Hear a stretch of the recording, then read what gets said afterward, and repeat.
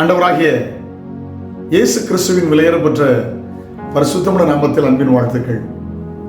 இந்த காலை உங்களை சந்திப்பதில் மகிழ்ச்சி வருகிறது. நாள் உங்களுக்கு ஆசீர்வாதமாக இருக்கட்டும். உண்மையினால் வருகிற ஆசீர்வாதங்களை சுதந்திரிக்கிற நல்ல நாட்களாகவும் பொய்யை கலைந்து விடுகிற நாட்களாக மாறட்டும். கர்த்தர் உங்களை ஆசீர்வதிப்பார். உண்மைக்கு விலைக்கரையும் உண்டு. நீதிமொழிகளில் ஒரு வசனங்களை வாசிக்க கேட்கலாம். நீதிமொழிகள் 12:22. நீதிமொழிகள் 12:22.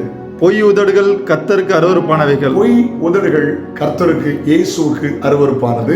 உண்மையாய் நடக்கிறவர்களோ அவருக்கு பிரியம். உண்மையாய் நடக்கிறவர்கள் இயேசுவுக்கு பிரியம். வார்த்தையில் உண்மை, பார்வையில் உண்மை, சிந்தையில் உண்மை, செயலில் உண்மை, பழகுவதில் உண்மை, கொடுப்பதில் உண்மை, வாங்குவதில் உண்மை, ஆராதிப்பதில் உண்மை, புருஷனுக்கு மனைவி, மனைவிக்கு புருஷன், பெற்றோருக்கு பிள்ளைகள், பிள்ளைகளுக்கு பெற்றோர், எல்லாவற்றிலும் உண்மையாக இருக்க கர்த்தர் விரும்புகிறார். அல்லேலூயா. வேதம் அப்படித்தான் சொல்லுகிறது. உண்மை உள்ள மனுஷன் பரிபூர்ண ஆசீர்வாதங்களை பெறுவார். கொஞ்சத்தில் உண்மையாக இருந்தால் அநேகத்தில் அவர் ஐஸ்வர்யவானா மாற்றுவார், அநேகத்தில் அதிகாரியா மாற்றுவார். ஆண்டவருக்கு தோத்திரம். வெளிப்படுத்தல் 21:8 பொய்யர் அனைவரும் 2ஆம் மரணமாகிய நரகத்தில் பங்கடைவார்கள் வேதம் சொல்லுகிறது. ஒரு பெரிய நல்ல பள்ளிக்கூடம், நல்ல பணக்காரர்கள், வசதியான பிள்ளைகள் படிக்கிற ஒரு பள்ளிக்கூடம். உயர்நிலை பள்ளியில் படிக்கிற 4 மாணவர்கள் நண்பர்கள். அவரால் ஒரு முக்கியமான ஒரு வகுப்பை கட்டடிச்சிட்டாங்க, வரல. அடுத்த நாள் ஸ்கூலுக்கு வந்தாங்க.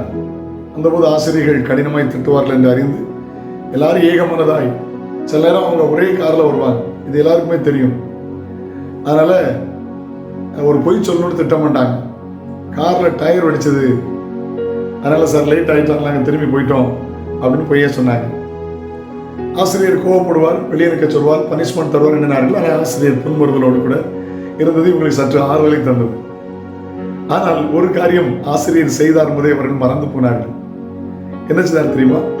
2 பேரும் ஒரே லைனில் உட்கார்ல, தனித்தனி பெஞ்சில் தான் உட்கார்ந்துருந்தாங்க. பேப்பர் எடுக்க சொன்னார், பேனா எடுக்க சொன்னார். நேற்று ஒரு வினாவிடை போட்டி இருந்தது, நீங்கள் அதை தவறு விட்டு விட்டீர்கள், நன்றாக இருந்தது என்று சொல்லி இப்பொழுது உங்களுக்கு கேள்விகளை தருகிறேன், எழுதி தாருங்கள் என்று சொல்லி ஆரம்பித்தார். எல்லாருக்கும் ஒரு பேப்பர் கொடுத்து பேர் எழுத சொன்னார். எழுதிட்டு முதல் கேள்வியை சொன்னார், நீங்கள் வந்த காரில் எந்த டயர் வெடித்தது? யோசிச்சு பாருங்க. எனக்கு இதை சொல்லும்போது சிரிப்பு வருது.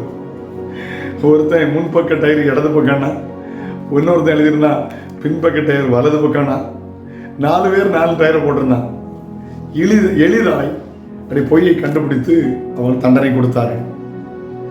ஏன்னா உண்மையாக டயர் வெடிச்சிருந்தா உடனே எல்லாரும் சொல்லியிருப்பான், 4 பேர் கஷ்டப்பட்டுருப்பானே, ஒருத்தன் ஜாக்கி எடுத்திருப்பான், ஒருத்தன் சுற்றி இருப்பான், ஒருத்தன் டயரை மாட்டியிருப்பான் அப்படின்னா உடனே சொல்லியிருக்கலாம், ஃப்ரண்ட்டில் லெஃப்ட்லன்னு சொல்லியிருக்கலாம், மாட்டிட்டாங்க. அவன் தமிழில் சொல்லுவாங்க, ஒரு பொய்யை மறைக்கிறதுக்கு 100 பொய் சொல்லணும், தேவையில்லையே, உண்மையை பேசுங்க, நம்முடைய தேவன் உண்மை உள்ளவர், உண்மைக்கு விலை கரையும் உண்டு, உண்மை உள்ள மனுஷன் பரிபூர்ண ஆசீர்வாதம் வருவான். கொஞ்சத்தில் உண்மையாக இருந்தால் அநேகத்தில் அதிகாரியாக வைப்பார்.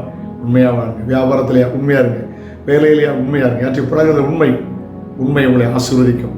ஹல்லேலூயா. பைபிள் அப்படித்தான் வாசிக்கிறோம். உண்மை உள்ளவைகள் அவைகளோ அவைகளையே சிந்தித்து கொண்டிருந்துங்க. பொய்யை விட்டுருங்க. பொய் சொல்கிறோம், பிசாசனார் உண்டாயிருக்கிறேன், பொய் சொல்கிற வாய் அடைக்கப்படும். ஆமென். உண்மையாய் வாழ முயற்சி பண்ணுங்கள். அந்த உண்மை உங்களுக்கு ஆசீர்வாதத்தை கொண்டு வரும். ஏசப்பா உங்களை ஆசீர்வதிப்பார். ஜெபிக்கலாமா? பரலோக பிதாவே, பரிசுத்த பிள்ளையாக இயேசுவின் நாமத்தில் ஜெபிக்கிறோம். உண்மையால் வருகிற ஆசீர்வாதங்களை சுதந்திரிக்க கிருபைதான். நன்மை கிருபை தொடரட்டும். இயேசுவின் நாமத்தில் ஜெபங்கள் பிதாவே. ஆமென், ஆமென், ஆமென். நாளை உங்களை சந்திக்கிறேன். அதுவரை என்னுடைய கிருபை உங்களை தாங்குவதாக. God bless you. Have a nice day.